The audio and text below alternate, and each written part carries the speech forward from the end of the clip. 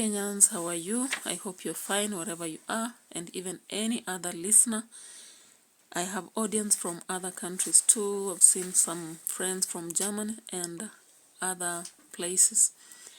I hope you have subscribed to my channel because I've just watched the analysis and 99% of you have not actually subscribed.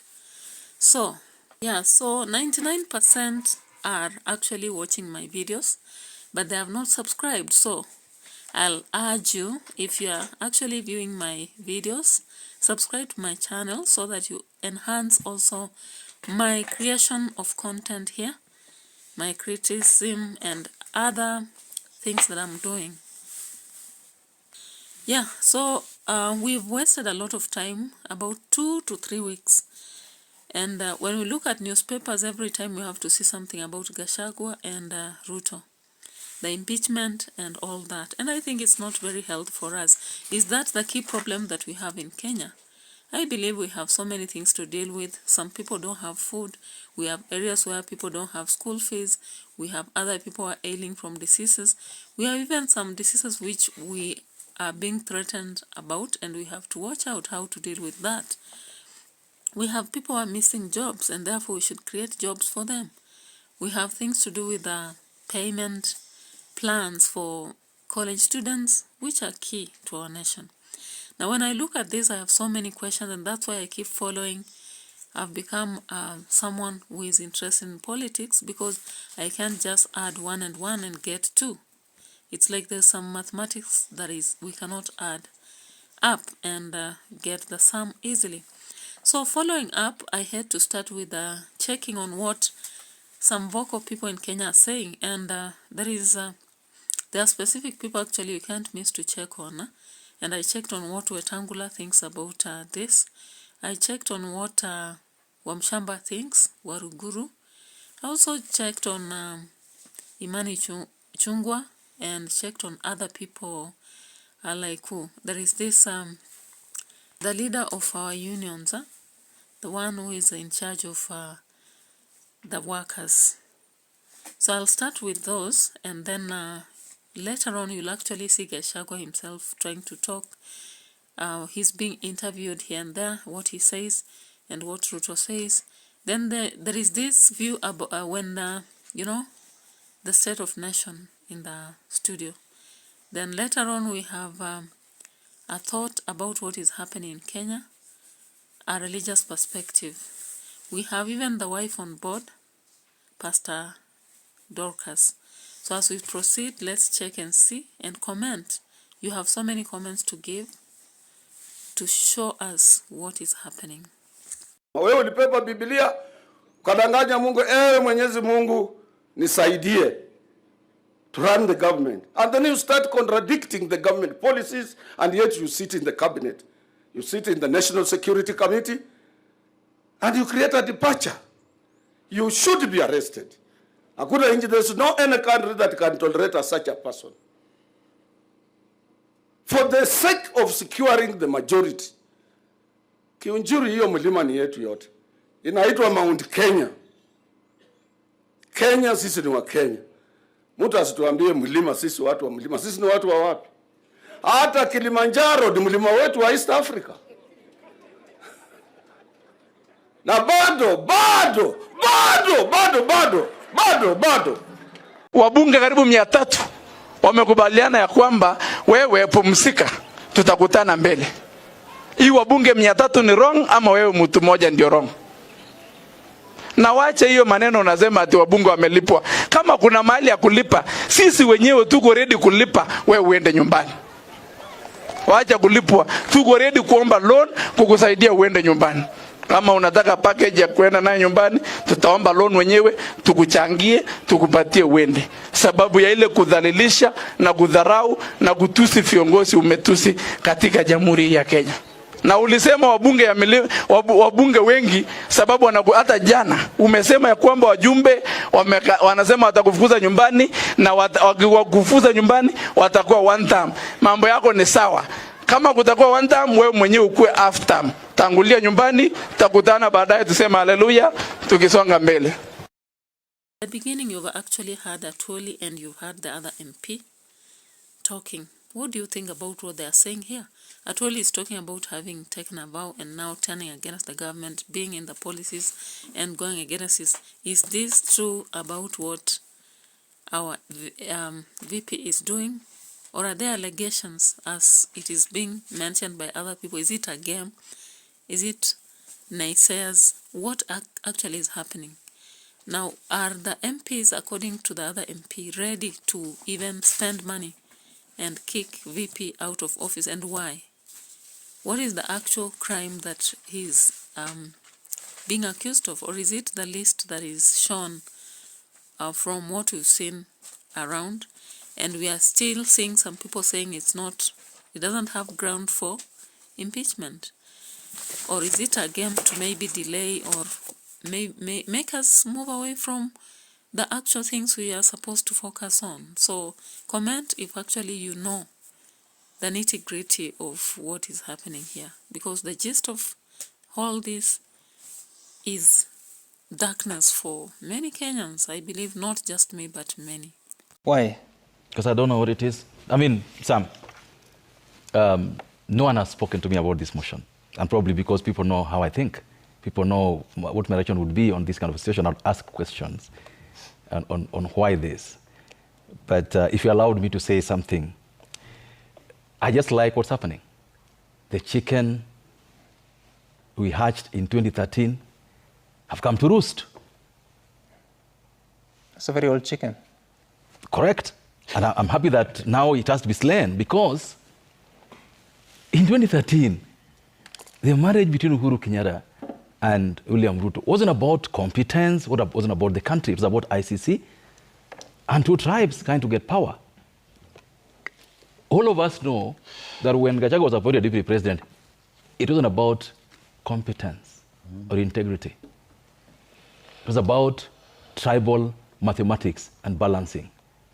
And so I wouldn't dignify, especially on the issue of tribalism, I wouldn't dignify my signature, because those who are accusing Gachagua and Gachagua are on the same side of the same coin, all dead in the wool tribalists.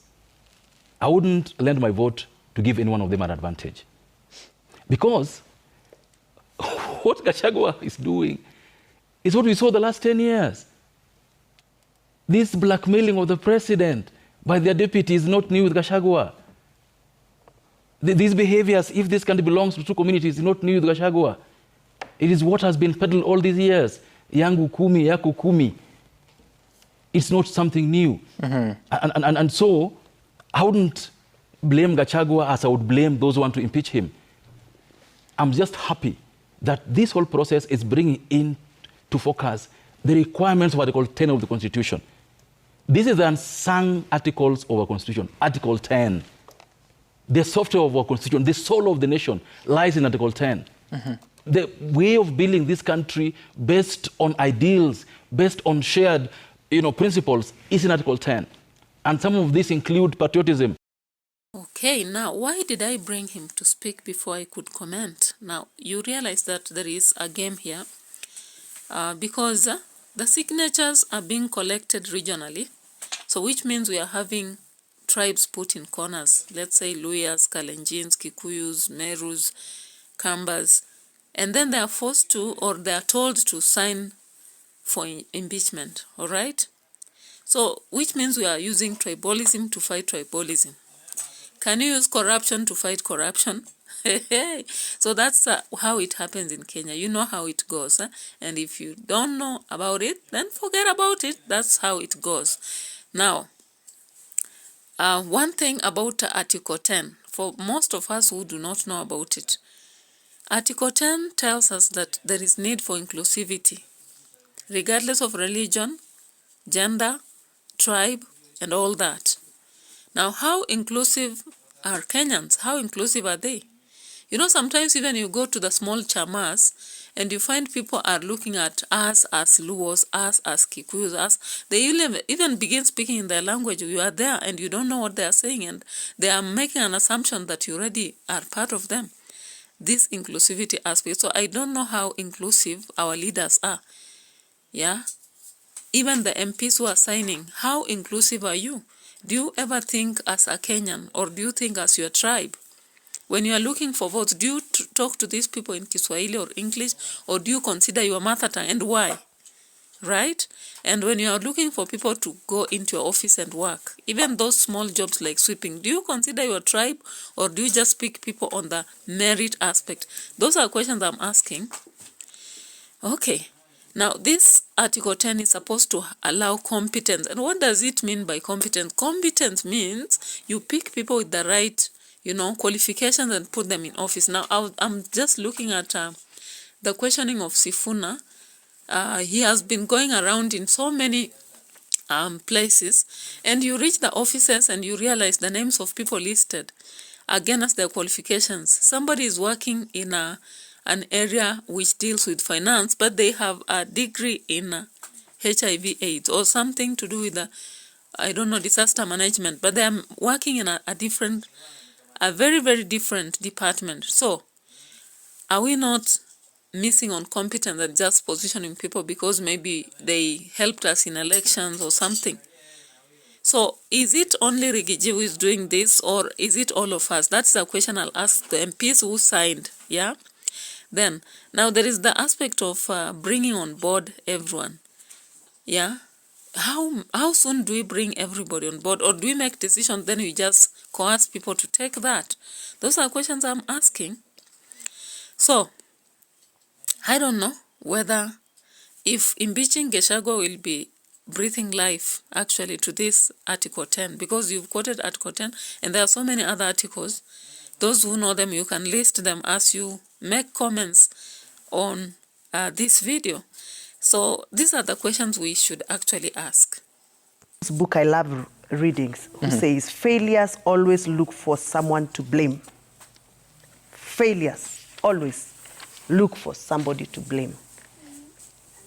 Our members of parliament who have signed this impeachment are looking for somebody to blame for the failures of this government. This government has failed immensely. It has failed farmers, it has failed business community, it has failed the church, it has failed the young people. No wonder they were in the street protesting. How do they blame? Whom do they blame? They are looking for somebody to blame. And this whole impeachment, Gachagua, look at the grounds they are bringing. They are all flimsy excuses without any solid reasoning so that they can find somebody to blame to problems. All right, people. So you've actually heard what Wamshamba is telling us here. And if you have followed other videos for Waruguru and other people who are for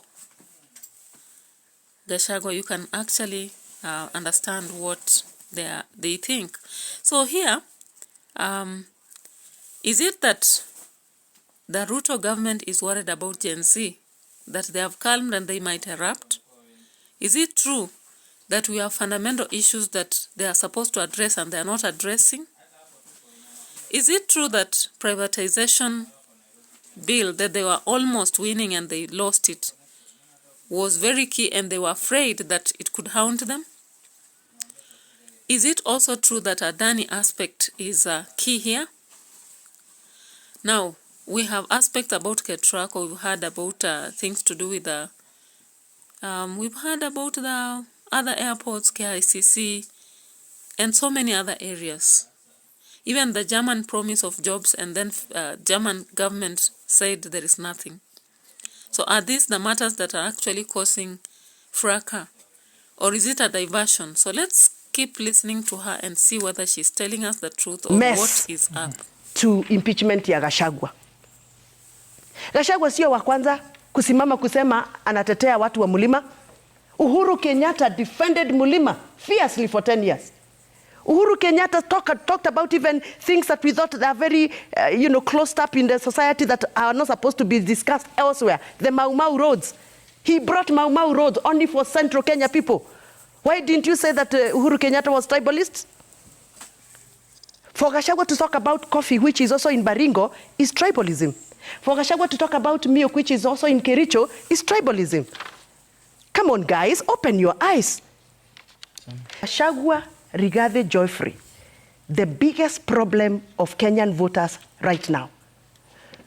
Are we as members of parliament entrusted by people of Kenya to represent them and advocate for their needs, rightly doing it by giving impeachment of Gachagua a priority for over 2 weeks? That everywhere we go, any rally we do, we cannot speak about coffee, we don't speak about tea. Right now I'm seeing in the papers here, farmers in Kirinyaga, farmers at Kirinyaga are protesting over poor bonus pay.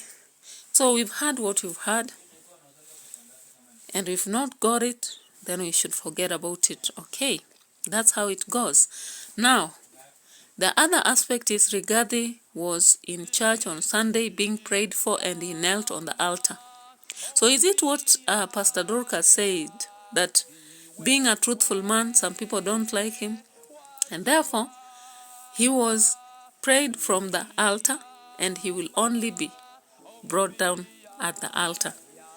Or is it another blasphemy, just like we kept watching our president and the wife, and we even saw Rachel turning dirty water into what? Is it that, or what exactly is happening? Is the church accepting to be misused, or will the prayer be real? Will it work? So that's another question that I have, because I wonder why these people have not been in church during the happy times. Yes, they might be attending, but I think leaders should have continuous prayers, whether it is good times or bad times, continuous prayers to help them lead, because actually they have great challenges, and as leaders they must have to revamp, you know. Mbona maneno huko yasema kwa security committee? Yeah. Sasa ile linasema kwa security. So let's see. Nauliza hayo mambo yamesema Mombasa. Mambo ambayo tunazungumza huko ni ya Syria huko. Si tunazungumza huko. Lakini ilifika pahali nilitaka wakati huo niliongea Mombasa, kwa sababu Kenya ilikuwa ina maswali mingi. Na mimi ni kiongozi pia.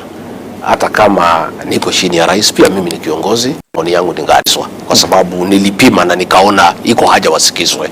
Mimi mwenyewe nilikuwa nimekiri na nimesema ya kwamba iko shida na finance bill na Wakenya, kwa sababu nilikuwa nimewasikiza na ikabidi mimi nitamke, kwa sababu Wakenya walitaka kujua deputy president anasema nini. Nikasema tusikize Wakenya, tukue tukiwasikiza, na kama tungewasikiza hatungefika hapo siku hiyo.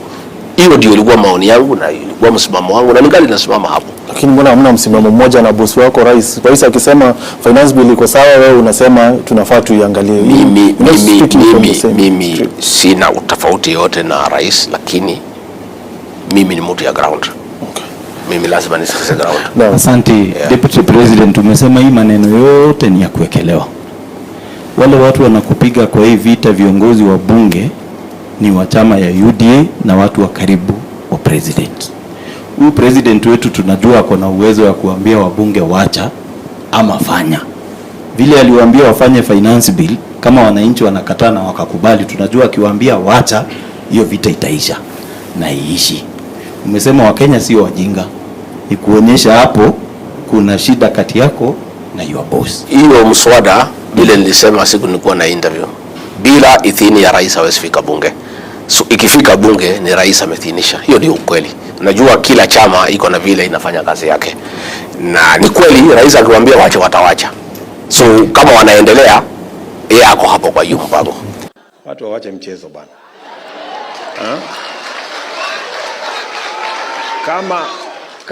Kama hauna plan, ondoa jam.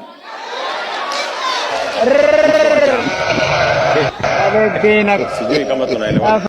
Shida yako na the president inatoka wapi? Mimi sijui, kwa sababu Wakenya wanaona. Vile umesema Wakenya wanajua hali hiyo shida. Mimi sijui president shida yake na mimi ni gani. Lakini mimi najua watu wengi sana karibu na yeye hawataki mambo yangu kwa sababu ya kusema ukweli. Juzi nimekuwa pale Kitale. Huyu mheshimiwa senator anaitwa Onyonga akaongea mambo ya ndani, akapiga serikali sana. Mimi sikusema kitu, nikanyamaza. So at this point then I have to ask something about kukosa plani. What does it actually mean? And being truthful, what are you saying? So we need the is Gachagua being truthful when he says he doesn't know why they have a difference with the president? And when the president says, ukikosa plan ondoa jam, what is this that Gachagua did not have a plan for? Now, Gachagua says, bora Pastor Dorcas is there, hajali. So, okay, this creates a lot of questions. Truthful man. We don't know. Is Gachagua the problem? He is the Deputy President of the Republic of Kenya.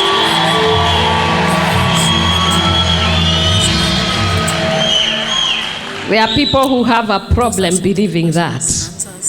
He was prayed on the altar. One who is prayed from the altar, you can only remove him from the altar.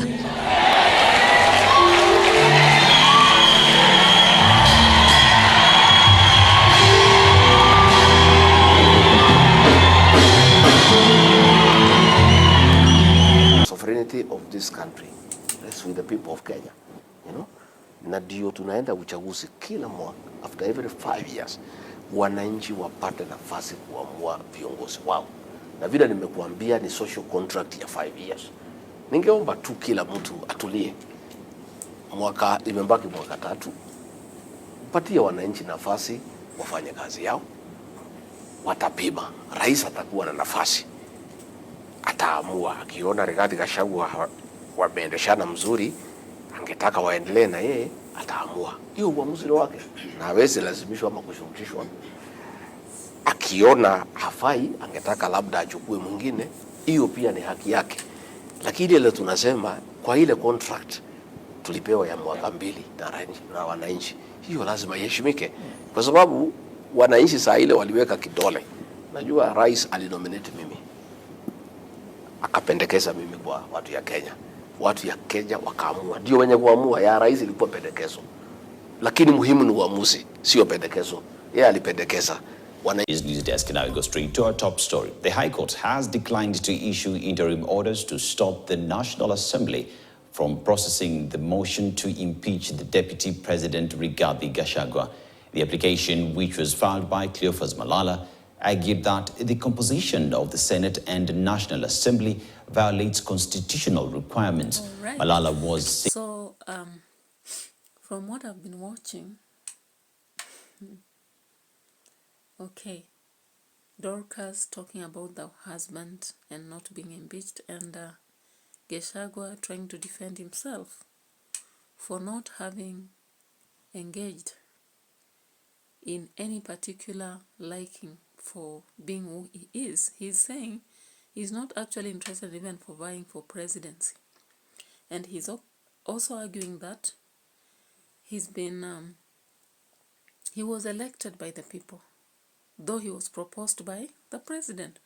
So, is there something hidden here again from his sentiments? Does he feel like the president thinks he's already out, you know, looking for votes? Especially if you look at the clips at Githurai and Nairobi town and all that.